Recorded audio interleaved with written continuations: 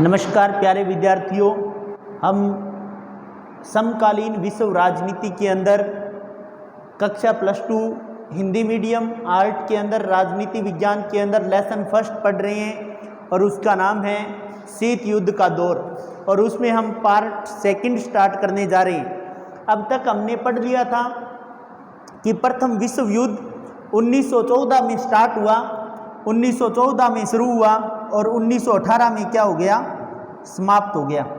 तो प्रथम विश्व युद्ध कैसे हुआ, उसके पीछे की बात क्या थी? तो जर्मनी के पास एक देश है और उसका नाम है ऑस्ट्रिया। ऑस्ट्रेलिया नहीं, ऑस्ट्रिया। ऑस्ट्रिया का राजकुमार बोस्निया की राजधानी सराजोवा गया हुआ था। वहाँ उसकी क्या हो गई, हत्या हो गई। और हत्या का आरोप किस पर लगा? सर्बिया पर। सर्बिया पर हत्या का आरोप इसलिए लगा क्योंकि सर्बिया में जो सर्बिया और जो ऑस्ट्रिया थी उसके बीच क्या चल रही थी, खींचतान चल रही थी। उनके रिश्ते अच्छे नहीं थे, उनके संबंध अच्छे नहीं थे। इस कारण उसकी हत्या का आरोप किस पर लग गया? सर्बिया पर लग गया। अब इस युद्ध के अंदर, इस फर्स्ट वर्ल्ड वार के अंदर, प्रथम विश्व युद्ध के अंदर दो गुट बन गए, एक ऑस्ट्रिया वाला गुट और एक सर्बिया वाला गुट।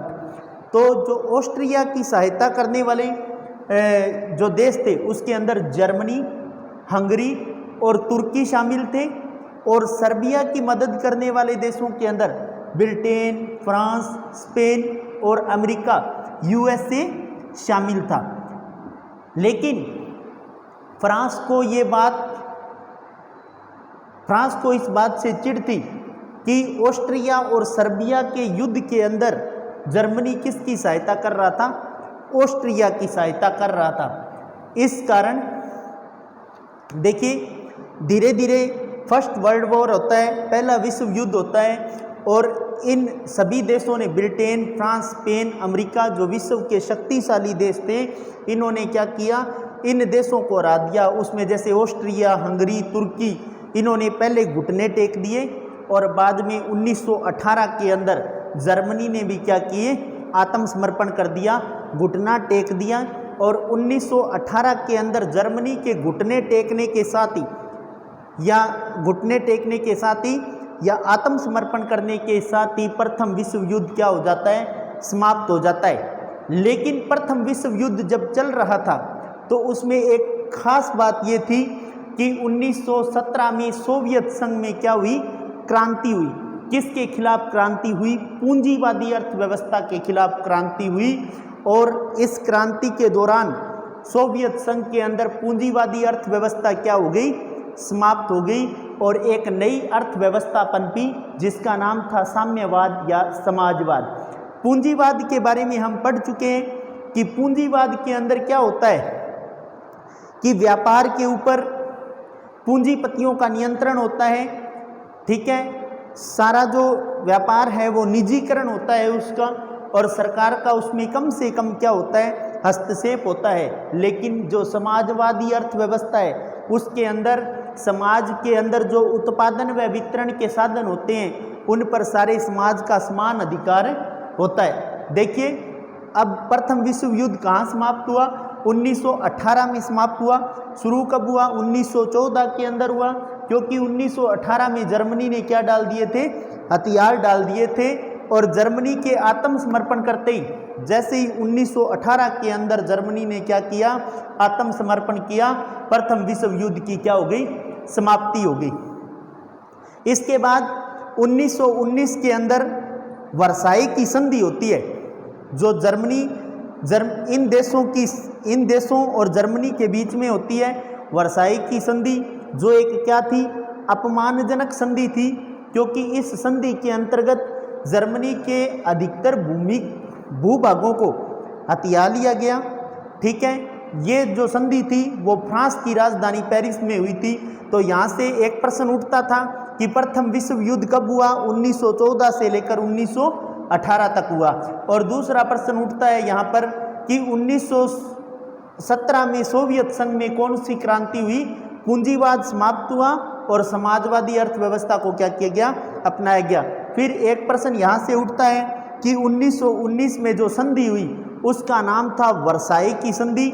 जर्मनी और इन देशों के बीच हुई, Britain, France, Spain, America, Serbia वाले ग्रुप के साथ। और ये एक अपमानजनक संधि थी। अपमानजनक संधि क्यों थी? क्योंकि इसमें जर्मनी के भूभागों को क्या कर दिया गया? हथिया लिया गया। और ये संधि हुई कहाँ? फ्रांस की राजधानी पेरिस के अंदर हुई थी। उसके बाद 1920, एक क्वेश्चन यहाँ से भी बनता है, 1 नंबर का क्वेश्चन, कि 1920 में राष्ट्र संघ की क्या हुई? स्थापना। तो पूछ सकता है कि राष्ट्र संघ की स्थापना कब हुई थी? कब हुई थी? 1920 में हुई थी। अब फ्रांस ने क्या किया? जो जर्मनी के आसपास के देश थे, जो जर्मनी के आसपास के देश थे, उनसे मित्रता करनी शुरू कर दी। देशों के नाम पोलैंड, चेकोस्लोवाकिया, इन देशों से मित्रता बढ़ानी शुरू कर दी, ताकि जो जर्मनी है उसको धरातल के तौर पर ऊपर उठने न दिया जाए, उसको दबा कर रखा जाए, उसको ऊपर उठना न दिया जाए।